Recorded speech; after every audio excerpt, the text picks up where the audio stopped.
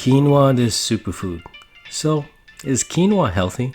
Well, quinoa, considered by some a superfood, it's become super trendy the last few years. It's not really a grain, but a sudo-grain that is similar to ancient grains. It's really a seed that is commonly found in South America, such as Bolivia, Peru, and Chile. Now, it can be found or grown in parts of US, Canada, and other parts of the world. It's a complete protein, providing all the 8 essential amino acids, which is very rare in the plant family. Generally, a complete protein can only be found in animal products. So, it's also high in fiber, calcium, magnesium, and high in iron. Being in the goosefoot family means it's more closely related to beetroot, chard, and spinach than cereals. People of South America have been eating this beneficial food for thousands of years. So, that sounds good, right? As we know, everything is within moderation, and also how it's prepared, which the people of South America understood the reasoning with the process and preparation to cooking this superfood. The only issue you need to consider that I would like to address is the problem with saponins and your intestines. What is saponins? Well, quinoa could be damaging your gut if it's not prepared correctly. Digestion of quinoa isn't quite so easy for our bodies. Why? Because of the molecules in the seeds, which has a protective coating called saponins. So the seed has another coating to protect the plant from microbes, insects, and predators. It also helps the seed to withstand passage through the digestive tract of an animal that swallows it, and say if it poops it out again, it can actually be planted in a new soil. So the issue is if these saponins aren't rinsed off properly before cooking, since they will cause little holes in the lining of our intestine. In return, eventually a leak in the body, which is called leaky gut. Once this happens, toxins, food particles, microbes pass through the gut wall into our bloodstream, which it's not supposed to.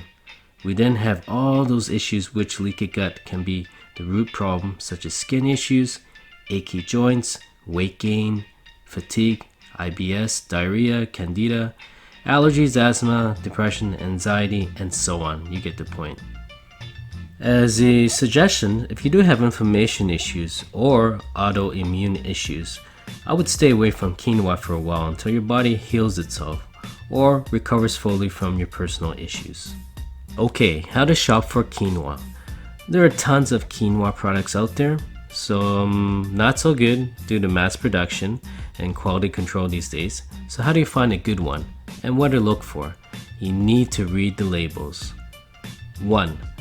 Fair trade label is very good, which there is a relationship with farmers and consumers, so it's legitimate. Nothing has been altered with ingredients and no middleman process. 2. Organic label means grown without pesticide and also non-GMO. Look for labels on quinoa such as USDA organic. 3.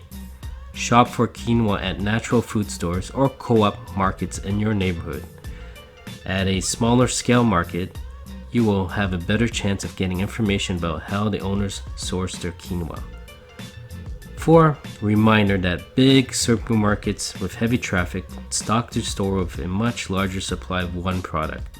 This can mean they are buying quinoa from a large-scale provider, who often source from a large-scale farms that can meet high demand. Larger scale production puts sustainable growing practices at risk and excludes small-scale family farmers from the market. This includes Whole Foods. Not saying don't shop at the bigger supermarkets, but just be aware. Okay, on to brands. I'll list in the description the brands that are very reputable and I enjoy eating with my family. Just to name a few, there's Alter Eco, True Roots, and the good thing about them is they support small-scale farms and are doing exciting work with food sourcing. They work directly with Bolivian farmers using fair trade and organic practices to grow and sell their quinoa. How do you soak quinoa? Well, you will soak the quinoa as little as 2 hours or soak it overnight, Why soak it? It begins the germination process and the seeds become less acidic and easier to digest. Also, it rinses away the saponins discussed earlier. Our bodies can absorb the nutrients much more efficiently. Next, then drain and rinse. Afterwards, add 1 cup of water. Then you can boil the quinoa in a pot as you would cook rice, for example. The rest is for you to enjoy the benefits of quinoa. Well, that's about it. So in the next video, I'm going to discuss about how to boost your brain power. I'll discuss many points, and one of them does involve grains and its effect on your brain. Your gut and brain is connected and adversely affected with one another. Stay tuned and see you in the next video.